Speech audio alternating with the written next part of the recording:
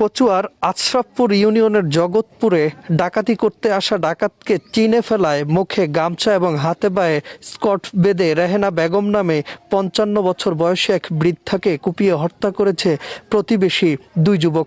শুক্রবার সন্ধ্যা ৭টায় রেহেনা বেগম যখন একা বাড়িতে অবস্থান করছিলেন, ঠিক সেই সময় প্রতিবেশী আক্তার হোসেনের ১৭ বছর বয়সী ছেলে সোহান এবং আব্দুল খালেকের ছেলে রবিউল দুজন মিলে বৃদ্ধার পিছন থেকে দেশীয় অস্ত্র দিয়ে হামলা করে। ঘটনাস্থলে চিৎকারের শব্দ শুনে প্রতিবেশীরা এগিয়ে আসলে তারা পালিয়ে যায়। পরে ঘটনাস্থলে মহিলাকে দেখতে পেয়ে মুমূর্ষু অবস্থায় তাকে হাসপাতালে নিয়ে যায়। পরে ২৪ ফেব্রুয়ারি মহিলা মৃত্যুবরণ করেন। চাঁদপুর জেলার কচুয়া উপজেলার আশরাফপুর ইউনিয়নের জগৎপুর গ্রামে এই ঘটনাটি ঘটে। ঘটনার সাথে জড়িত দুইজনকে গ্রেপ্তার করলেও একজনকে জামিন দেওয়া হয়েছে। মোহাম্মদ রাকিব, জাগ্রত টিভি।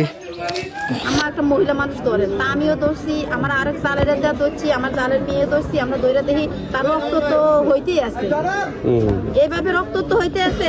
তার যে আগাতে ছুরি কিনাতে যে গাইয়েছে, এগুলো কোনো ই করা যায় না, রক্ত তো যাইতে আছে। তখন আমরা নিয়ে ইয়ে গেছি।